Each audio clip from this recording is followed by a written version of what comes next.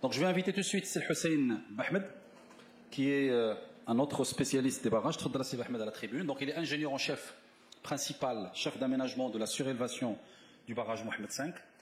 Donc il a travaillé, bien sûr, dans sa carrière au sein des services centraux de la direction des aménagements hydrauliques. Depuis septembre 90, il a participé aux études de conception de grands barrages, inventaire des sites potentiels, études préliminaires, APS, ABD, etc. Il a assisté également aux missions de l'auscultation, le suivi, la maintenance des ouvrages en exploitation. À partir de juin 1995, il a rejoint le chantier de la construction du barrage de Ouadza, puis en 2002, le chantier de la construction du barrage Moulay Hassan Belmadi, puis en 2005, le chantier du barrage Tangemed, puis en 2008, le chantier du barrage Timqit en 2019, et le chantier du barrage Agdiz. Donc Bahmed est bien évidemment décoré par Sa Majesté du Wissam Istihqaq al-Watani en 1999. Donc Sir Hussein, devant la parole, 10 minutes s'il vous plaît. Fadal. Merci monsieur. Honorable assistance, mesdames et messieurs. Mon intervention concernera la surélévation du barrage Mohamed V. Ce barrage-là, il est situé sur Ouad Melouia, à 70 km de son embouchure du Ouad Melouia au niveau de la Méditerranée. Donc, il fait partie, sa rive droite de la province de Taourit, la rive gauche Nador, dans laquelle on trouve également la province d'Ersif. Donc, mon exposé sera conduit comme suit. L'introduction, rappel sur les barrages existants, et puis des données sur la surélévation du barrage Mohamed V, et puis des conclusions et recommandations. Donc pour le barrage Mohamed V, donc comme je viens de dire, il est situé dans la région de l'Oriental, 65 km de Taourit, 55 km de Taourit, 65 environ de Nador et 100 km de Oujda. Ses principaux objectifs sont la protection contre les inondations, l'alimentation en eau potable, l'irrigation et la production de l'énergie électrique. Donc, pour les principaux intervenants, donc, les études, les travaux, les génie civil, électromécanique, les contrôles, ils sont par des compétences nationaux. Donc, pour le financement, il est fait à hauteur de 83% hors TVA. Il est financé par le FADES. Le montant, il est de 1,7 milliard. La durée de travaux, c'est 65 mois, avril 2021 jusqu'à septembre 2026. Donc, pour le barrage existant, donc, une fois que je parle de Mohamed V, il faut avoir également le barrage Msrah Hamadi, puisque les deux, c'est un complexe. Le barrage Msrah Hamadi fait barrage compensation pour Mohamed V. Donc, les eaux sont turbinées, passent par la turbine au niveau du barrage Mohamed V, stockées et puis distribuées aux utilisateurs au niveau du barrage Msrah Hamadi. Donc, ces éléments donc des données sur Msrah Hamadi et Mohamed V. Donc, Msrah Hamadi, il est mis en service en 1956. Barrage Mohamed V, lui, c'était en 67. Et puis, les retenues. On est parti pour Msrah Hamadi avec une retenue 42. Maintenant, nous sommes à 44,6 millions. Et Mohamed V, nous sommes partis en 1967 avec 730 millions. Maintenant, à 165 millions. Au niveau du barrage Msrah Hamadi, on avait des opérations de désenvasement, mais les volumes sont limités également. Toutefois, il faut avoir une retenue de stockage au niveau de Msrah Hamadi.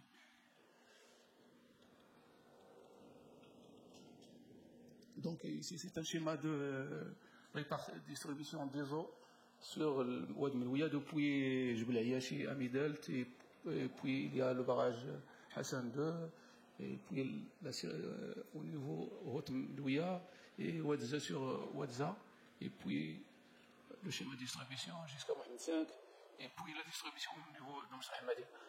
Donc l'agence de Melouia a établi un déficit au niveau des eaux utilisées, l'eau potable, eau industrielle, agricole et touristique. On a un déficit en 2020 de 446 millions, alors qu'en 2050, ce déficit sera de 623 millions.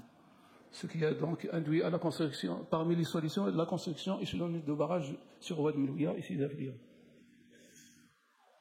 Il y a d'autres solutions en principe, le dessalement et puis le transfert depuis barrage Asfalo également. Donc ici, c'est un rappel sur les principaux barrages, sites potentiels de barrage au niveau du bassin versant de Melouia. Donc on a des sites potentiels et on a recommandé la construction au fil des temps. Donc,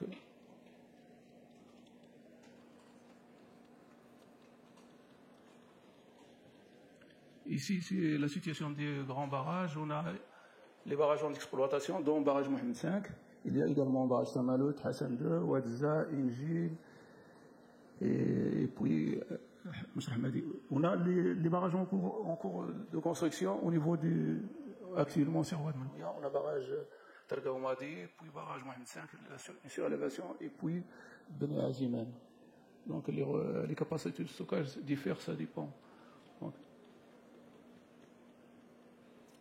Donc, l'expérience du Maroc au niveau concernant la surélévation, on a des barrages déjà construits mais en exploitation, des barrages en cours d'exécution dont le barrage Mohamed V, et puis des barrages réalisés avec une prévision de surélévation dans l'avenir. C'est le cas de, c'est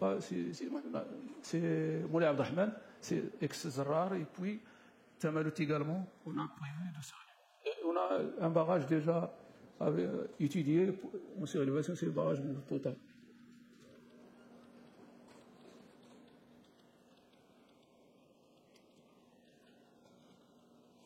Donc, pour la surélévation du barrage Mohamed V, on a des études menées à PS et à PD, avec puis les variantes possibles, c'est les variantes possibles. On a retenu l'engraissement du parement aval avec BCR. On a lancé, depuis 2020, on a lancé les différents marchés, génie civil, l'ordre mécanique, les études, le contrôle. Donc, ici, les variantes possibles pour la surélévation, c'est l'amont. C'est la variante 1, la variante 2 aval, à moyen aval, les tirants pré-contraintes, et puis un épaulement avec les alluvions du côté aval. Donc, il y a une condition nécessaire pour la surélévation de Mohamed V, c'est de maintenir l'exploitation tout au long du chantier. Donc, on a éliminé déjà les variantes dans l'épaulement amont. Donc, on a comparé la variante 2 et la variante 4.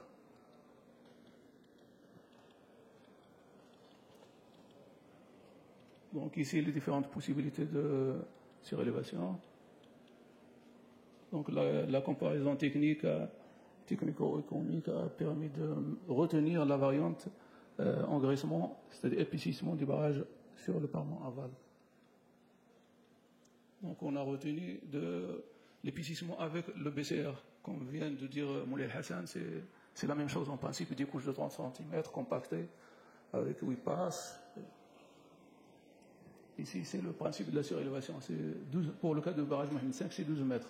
12 mètres à l'horizontale, puis sur l'existant, 12 mètres également. Ici, les principales caractéristiques. Donc, on retient que la surélévation de 12 mètres, la retenue passera de 165 à 981 millions. Encore 2 minutes, c'est possible. Donc, l'exposé est encore long, mais... On a prévu 10 minutes au total. Vous êtes déjà à 9. Donc,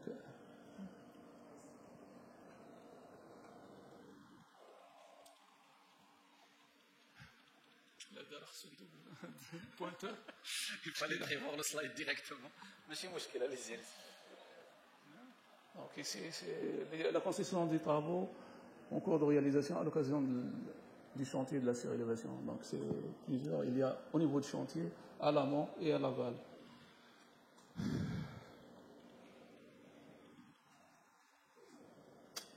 Ici, il avait en plan des ouvrages pour le barrage Mohamed V. Donc, ici, le phasage, il est prévu de réaliser, monter de 12 mètres la rive droite, la rive gauche, et continuer l'exploitation, c'est-à-dire l'exploitation avec l'évacuateur central.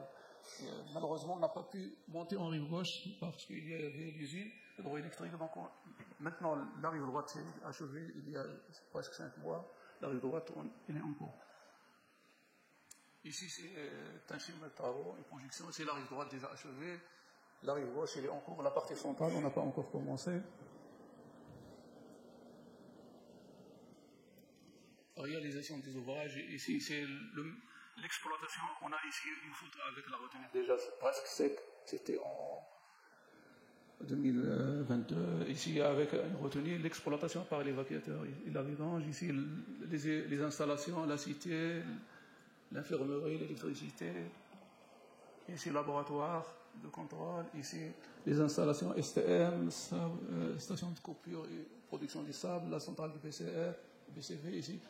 Des planches d'essai ou massif expérimental, BCR également pour l'évacuateur ici.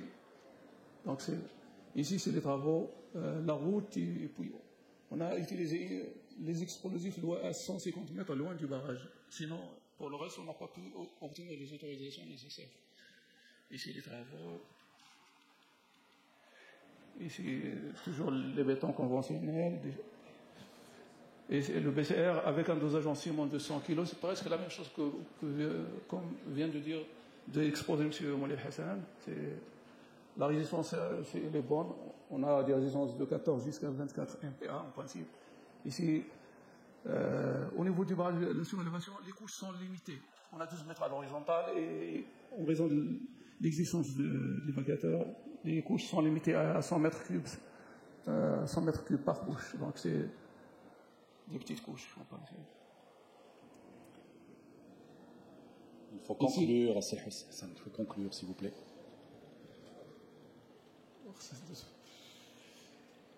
Encore une fois, n'oubliez pas que les présentations seront diffusées par la suite. Ici, les travaux, les électromécaniques, des traitements des entonnoirs, des zones de fuite à l'amont, les confortements, les travaux, ici la déviation, parce qu'auparavant, il y a une route provinciale qui passe sur la côte du barrage, maintenant il sera dévié. Les contraintes diverses, pour le barrage 25, on a 3 provinces, donc à chaque fois, il faut les autorisations, il faut aller faire le nécessaire auprès de 3 provinces. Ici, on a donc à l'amont, donc la limite de l'espace est disponible. On a ici un réseau de lignes électriques qui perturbe l'avancement des travaux. Ici, on a dévié la route. Ici, c'est un modèle review, malheureusement. On a mené les modèles review alors que les travaux sont en cours. C'est des photos. Ici, c'est une comparaison avec ici barrage Hermel et Agdez, où on a les couches, au lieu de 100 mètres cubes par couche, on a 2400, 2500 mètres cubes par couche. Donc, il y a... Ici, je termine par... Oui, il faut terminer, s'il vous plaît. Les conclusions, c'est-à-dire qu'il faut faire attention pour la surélévation. Faire un état des lieux, mener les études correctement, consulter les archives, au niveau de préparer les dossiers de consultation, bien les préparer. Au niveau de l'analyse, il faut les analyser finement parce que généralement les entreprises ne font pas toujours des détails pour des travaux. Donc ça, c'est la répercussion au niveau du chantier. Donc il faut faire attention pour les études, pour la préparation du chantier, au niveau des travaux. L'achèvement, c'est prévu pour quand? L'achèvement septembre 2026. 2026, ok. Donc, par contre, l'achèvement de la présentation, c'est maintenant. Les derniers mots. 2026, c'est loin. Tfadal. Ici, vous étiez là, oui. Allez-y.